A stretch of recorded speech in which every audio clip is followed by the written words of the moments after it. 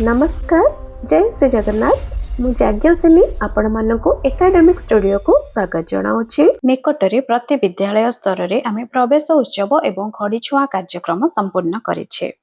नूतन शिक्षा वर्ष आसी तेणुक नूतन शिक्षार्थी मानक पई नूतन शिक्षण कार्यक्रम आरंभ कराजिवो।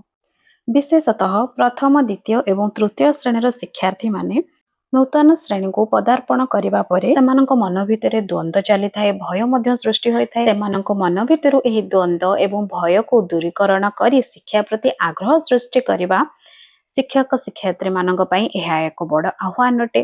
तेणु यही आह्वान को ग्रहण करी आमे किभଳି भाबरे शिक्षण प्रस्तुति कार्यक्रम करी नूतन शिक्षार्थी मानक नूतन शिक्षा कार्यक्रम प्रति आमे संश्लिष्ट करि परिबा, सेमानक आग्रह सृष्टि करि परिबा। चलंतु आमे जानिबा केउ भଳି भाबरे आमे शिक्षण प्रस्तुति कार्यक्रम करिबा। शिक्षण प्रस्तुति कार्यक्रम कौन, काहींकी ओ किपरि चलंतु जानिबा।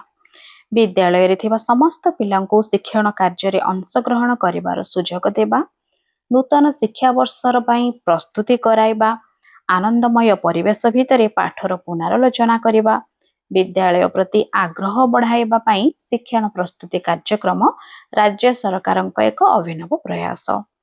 एही कार्यक्रमटी अप्रिल रु जून मास मध्यरे 6 सप्ताह पई कराजिबो। एहा प्रथम द्वितीय एवं तृतीय श्रेणी पई उद्दिष्ट।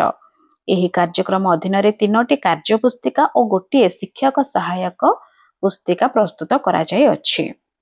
प्रथम श्रेणी कार्य पुस्तिका जहाँकि शारीरिक विकास, बौद्धिक विकास, भाषागत विकास, सामाजिक आवेगिक नैतिक विकास, कला सौंदर्यबोध सृजनात्मक विकास दिग को नहीं प्रस्तुत होइछि। द्वितीय श्रेणीर कार्य पुस्तिका प्रथम श्रेणी भाषा और संख्या ज्ञानर शिक्षण फलाफल को नहीं प्रस्तुत करा जायछि।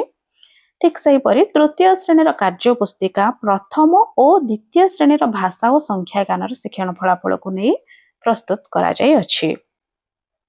कार्य फर्दरे दिया जाइथिबा कार्य गुड़िक पिलामानंकु नुआ पाठ्यपुस्तक पई प्रस्तुत करिवो। कार्य फर्दरे अभ्यास कार्य करिबा पूर्व शिक्षक सहायक पुस्तिका आधार रे कार्य फर्द संबंधी शिक्षण कार्य करिवे। प्रतिदिन पिलामानंक सह भाषा संबंधी कार्य जेपरिक मौखिक भाषार विकास, पठन लिखन ए संबंधी किछि शिक्षणीय कार्य और संख्या ज्ञान संबंधी कार्य को नहीं विभिन्न श्रेणी कार्य कराइबे। एबे चलंत देखिबा एही कार्य पुस्तिकार रूपरेख केउ प्रकार हेबो। प्रत्येक दिन गोटे मात्र कार्य फर्द कराइबे। प्रत्येक श्रेणी पई मोट 44 टी कार्य फर्द दिया जाय अछि। प्रथम श्रेणी रे 5टी विकास दिग को आधार करी कार्य फर्द प्रस्तुत करा जाय अछि, जहा कि हमें पूर्व आलोचना कले। द्वितीय और तृतीय श्रेणी रे भाषा पई 22 टी कार्य फर्द और संख्या ज्ञान पई 22 टी कार्य फर्द प्रस्तुत करा जाय अछि। भाषा पई 22 टी एवं संख्या ज्ञान पई 22 टी कार्य फर्द। गोटे दिन भाषा कार्य फर्द पूरण कराइले अन्य एक दिन बा ता पर दिन संख्या ज्ञानर कार्य फर्दटी पूरण कराइबे। एही क्रम रे कार्य फर्दर समस्त कार्य फर्द को नै कार्य कराजिबो। अग्रणी पिला जो पिला माने श्रेणी प्रत्याशित फलाफल हासिल करिथिबे शिक्षक सेमानंक पई किछि स्वतंत्र कार्य फर्द प्रस्तुत करिवे। कौनसे कार्य फर्द कराइबा पूर्व श्रेणी कार्य पई योजना प्रस्तुत करिवे। श्रेणी कार्य समय रे आवश्यक स्थले उपयुक्त सूचना और सहायता प्रदान करिवे। पिला माने कार्य करि सारिबा परे आलोचना करी आवश्यक संशोधन कराइबे और प्रतिपुष्टि देबे। एबे हमें आलोचना कले कार्य फर्द पूरण करिवार प्रणाली बा सोपान। एहा 4टी सोपान रे कराजिबो। प्रथम सोपान हेउची प्रस्तुति। श्रेणी कार्य पई योजना प्रस्तुति करिवे। द्वितीय हेउची सहायता। श्रेणी कार्य पई आवश्यक स्थले उपयुक्त सूचना एवं सहायता आपण प्रदान करिवे। तृतीय सोपान हेउची संशोधन। संशोधन रे आपण जेतेबेले पिला माने कार्य करि सारुचंती कार्य करि सारिबा परे आलोचना करिवे एवं आवश्यक संशोधन जदि आवश्यक होय थाए ताहले आपण संशोधन कराइबे। एवं शेष सोपानटी हेउची प्रतिपुष्टि।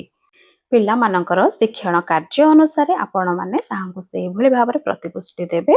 प्रतिपुष्टिटी सकारात्मक एवं गठनमूलक होइथिबा आवश्यक। परवर्ती आलोचना व्यक्तिगत शैक्षिक प्रगति पत्र। कार्य पुस्तिकार शेष पृष्ठारे व्यक्तिगत शैक्षिक प्रगति पत्र दिया जाय अछि।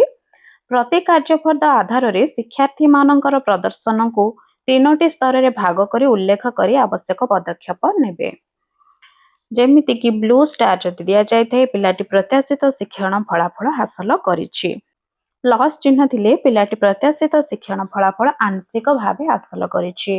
ସେହିଭଳି ଭାବରେ ତ୍ରିଭୁଜର ଚିତ୍ର ବା ତ୍ରିଭୁଜର ସଂକେତ ରହିଲେ ପିଲାଟି ପ୍ରତ୍ୟାଶିତ ଶିକ୍ଷଣ ଫଳାଫଳ ଆଦୌ ହାସଲ କରିପାରୁନାହିଁ। ଷ୍ଟାର ସଂକେତଟି ଆମକୁ ପିଲାଟିର ସମ୍ପୂର୍ଣ୍ଣ ସଫଳତା ସୂଚାଉଥିବା ବେଳେ ପ୍ଲସ୍ ସଂକେତଟି ଉନ୍ନତି ପଥରେ ବୋଲି ସୂଚାଇଥାଏ। ଠିକ୍ ସେହିଭଳି ଭାବରେ ତ୍ରିଭୁଜ ସଂକେତ ପିଲାଟିକୁ ସହାୟତା ଆବଶ୍ୟକ ବୋଲି ଆମକୁ ସୂଚାଇଥାଏ। ଶିକ୍ଷଣ ପ୍ରସ୍ତୁତି କାର୍ଯ୍ୟକ୍ରମ କ'ଣ ଏବଂ କାହିଁକି ଏହା ଆବଶ୍ୟକ ଏବଂ କିପରି ଭାବରେ ଆମେ ଶିକ୍ଷଣ ପ୍ରସ୍ତୁତି କାର୍ଯ୍ୟକ୍ରମ କରିପାରିବା ତାହା ଆମେ ଆଲୋଚନା କରିଲେ। ଏବେ ଚାଲନ୍ତୁ ପରବର୍ତ୍ତୀ ପ୍ରସଙ୍ଗକୁ ଯିବା, ଯାହାକି ରହିଛି ଗ୍ରୀଷ୍ମକାଳୀନ ଶିକ୍ଷଣ କାର୍ଯ୍ୟକ୍ରମ। ବିଦ୍ୟାଳୟ ଓ ଗଣଶିକ୍ଷା ବିଭାଗ ଓଡ଼ିଶା ପକ୍ଷରୁ ଗ୍ରୀଷ୍ମକାଳୀନ ଶିକ୍ଷଣ କାର୍ଯ୍ୟକ୍ରମ ଆୟୋଜିତ ହେଉଛି, ଯାହା ଫଳରେ ଆମ ସରକାରୀ ବିଦ୍ୟାଳୟର ପିଲାମାନେ ଖରା ଛୁଟି ସମୟରେ ମଧ୍ୟ ପାଠପଢ଼ା ସହ ଯୋଡ଼ି ହୋଇ ରହିପାରିବେ। ଏହାର ଉଦ୍ଦେଶ୍ୟ ହେଉଛି ଖରା ଛୁଟିରେ ପିଲାମାନଙ୍କୁ ସେମାନଙ୍କର ପାଠପଢ଼ା ଜାରି ରଖିବା ପାଇଁ ଓସେପା ଦ୍ୱାରା କାର୍ଯ୍ୟପଦ ଯୋଗାଇ ଦିଆଯିବ। ବିଦ୍ୟାଳୟରେ ଖରା ଛୁଟି ଆରମ୍ଭ ହେବା ପୂର୍ବରୁ ଏହି କାର୍ଯ୍ୟପଦ ଗୁଡ଼ିକ ପିଲାମାନଙ୍କୁ ପ୍ରଦାନ କରାଯିବ। ଘରେ ପିଲାମାନଙ୍କର ପାଠପଢ଼ା ଜାରି ରଖିବା ପାଇଁ ଅଭିଭାବକମାନଙ୍କ ସହିତ ହ୍ୱାଟ୍ସଆପ୍ ମାଧ୍ୟମରେ ନିୟମିତ ଯୋଗାଯୋଗ ସ୍ଥାପନ କରାଯିବ। ଛୁଟି ସମୟରେ ପିଲାମାନଙ୍କର ଶିକ୍ଷଣ କାର୍ଯ୍ୟରେ ଅଭିଭାବକମାନଙ୍କର ସକ୍ରିୟ ଅଂଶଗ୍ରହଣ ନିଶ୍ଚିତ କରାଯିବ। ଯେପରିକି ଆମର ଶ୍ରେଣୀ ରହିଛନ୍ତି ଶିଶୁ ବାଟିକା ପ୍ରଥମ, ଦ୍ୱିତୀୟ ଏବଂ ତୃତୀୟ, ଚତୁର୍ଥ ଏବଂ ପଞ୍ଚମ, ଷଷ୍ଠ, ସପ୍ତମ ଏବଂ ଅଷ୍ଟମ। ପ୍ରଥମ, ଦ୍ୱିତୀୟ ଏବଂ ତୃତୀୟ ଶ୍ରେଣୀ ପାଇଁ ଓଡ଼ିଆ, ଗଣିତ ଓ ପରିବେଶ ବିଜ୍ଞାନ ବିଷୟ ରହିଛି। ଚତୁର୍ଥ ଏବଂ ପଞ୍ଚମ ଶ୍ରେଣୀ ପାଇଁ ଓଡ଼ିଆ, ଗଣିତ, ପରିବେଶ ବିଜ୍ଞାନ ଏବଂ ଇଂରାଜୀ ପାଇଁ ଗ୍ରୀଷ୍ମକାଳୀନ କାର୍ଯ୍ୟକ୍ରମ କରାଯିବ। ଠିକ୍ ସେହିପରି 6 ବା ଷଷ୍ଠ, ସପ୍ତମ ଏବଂ ଅଷ୍ଟମ ଶ୍ରେଣୀ ପାଇଁ ଓଡ଼ିଆ, ଗଣିତ, ପରିବେଶ ବିଜ୍ଞାନ, ସାମାଜିକ ବିଜ୍ଞାନ ଏବଂ ଇଂରାଜୀ ପାଇଁ ଗ୍ରୀଷ୍ମକାଳୀନ ଶିକ୍ଷଣ କାର୍ଯ୍ୟକ୍ରମ କରାଯିବ। ଏବେ ଚାଲନ୍ତୁ ଦେଖିବା ଏହି ଗ୍ରୀଷ୍ମକାଳୀନ ଶିକ୍ଷା କାର୍ଯ୍ୟକ୍ରମ ପରିଚାଳନା ପ୍ରକ୍ରିୟା। ଗ୍ରୀଷ୍ମକାଳୀନ ଶିକ୍ଷଣ କାର୍ଯ୍ୟକ୍ରମ ମେ 7, 2026ରୁ ଆରମ୍ଭ ହେବା ସହିତ ଶିକ୍ଷଣ କାର୍ଯ୍ୟପଦ ଗୁଡ଼ିକ ଯୋଗାଇ ଦିଆଯିବ। ତୁରନ୍ତ କ'ଣ କରିବେ? ବିଦ୍ୟାଳୟ ସ୍ତରରେ ସମସ୍ତ ଅଭିଭାବକମାନଙ୍କର ହ୍ୱାଟ୍ସଆପ୍ ଗ୍ରୁପ୍ ଗୁଡ଼ିକୁ 10 ଏପ୍ରିଲ 2026 ସୁଦ୍ଧା ପୁନଃ ସକ୍ରିୟ କରିବେ। ଗ୍ରୁପ୍ ଆଡମିନ୍ ପ୍ରତ୍ୟେକ ହ୍ୱାଟ୍ସଆପ୍ ଗ୍ରୁପକୁ ନିର୍ଦ୍ଦିଷ୍ଟ ବଟ୍ ସହ ସଂଯୋଗ କରିବେ। ନୋଟ୍: ଚାଟବଟ୍ ନମ୍ବର ଓସେପା ଦ୍ୱାରା ଚିଠି ମାଧ୍ୟମରେ ପ୍ରଦାନ କରାଯାଇଥିବ, ଯାହାକି ଆପଣମାନେ ନିଶ୍ଚିତ ଭାବରେ ପାଇସାରିଥିବେ। ଯେଉଁ ପରିବାରଙ୍କ ପାଖରେ ସ୍ମାର୍ଟଫୋନ୍ ଉପଲବ୍ଧ ନାହିଁ ସେମାନଙ୍କ ପାଇଁ ସ୍ୱୟଂଚାଳିତ ଭଏସ୍ କଲ୍ ଏବଂ ଟେକ୍ସଟ ମେସେଜ ମାଧ୍ୟମରେ ସୂଚନା ପାଇପାରିବେ। ବିଦ୍ୟାଳୟ ଗୁଡ଼ିକ ଅଭିଭାବକଙ୍କ ଯୋଗାଯୋଗ ନମ୍ବର ଗୁଡ଼ିକୁ ଅପଡେଟ୍ ଏବଂ ଯାଞ୍ଚ କରିବେ, ଯାହାଦ୍ୱାରା ସମସ୍ତ ପିଲାମାନଙ୍କ ପରିବାର ଏଥିରେ ସାମିଲ ହୋଇପାରିବେ। ଏଥିପାଇଁ ନିପୁଣ ଓଡ଼ିଶା ଏବଂ ବୀଣା ଦିଦି ନାମକ ଗୋଟିଏ ୟୁଟ୍ୟୁବ୍ ଚ୍ୟାନେଲ ରହିଛି ଏବଂ ଗୋଟିଏ ହ୍ୱାଟ୍ସଆପ୍ ଚ୍ୟାନେଲ ମଧ୍ୟ ରହିଛି। ଏହାକୁ ଆପଣମାନେ ସବସ୍କ୍ରାଇବ୍ କରି ପିଲାମାନଙ୍କୁ ଦେଖାଇ ପାରିବେ ବା ଏହାର ଲିଙ୍କକୁ ହ୍ୱାଟ୍ସଆପ୍ ଗ୍ରୁପରେ ମଧ୍ୟ ସେଣ୍ଡ କରିପାରିବେ। ଆଜି ଆମେ ଆଲୋଚନା କଲେ ଶିକ୍ଷଣ ପ୍ରସ୍ତୁତି କାର୍ଯ୍ୟକ୍ରମ କ'ଣ ଏବଂ ଏହାକୁ ଆପଣ କିଭଳି ଭାବରେ ବିଦ୍ୟାଳୟ ସ୍ତରରେ କରିପାରିବେ, ତାହା ସହିତ ଆଲୋଚନା କଲେ ଗ୍ରୀଷ୍ମକାଳୀନ ଶିକ୍ଷଣ କାର୍ଯ୍ୟକ୍ରମ କ'ଣ ଏବଂ ଏଥିରେ ଆମର ଭୂମିକା କ'ଣ ରହିଛି। ଆଶା କରୁଛି ଆଜିର ଭିଡ଼ିଓଟି ଆପଣମାନଙ୍କ ପାଇଁ ଉପଯୋଗୀ ହୋଇପାରିଥିବ। ଯଦି ଭିଡ଼ିଓଟି ଭଲ ଲାଗିଥାଏ ଦୟାକରି ଗୋଟିଏ ଲାଇକ୍ କରିଦିଅନ୍ତୁ ଏବଂ କମେଣ୍ଟ ମଧ୍ୟ କରନ୍ତୁ।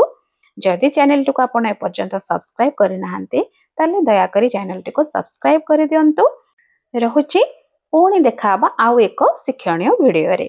ଧନ୍ୟବାଦ।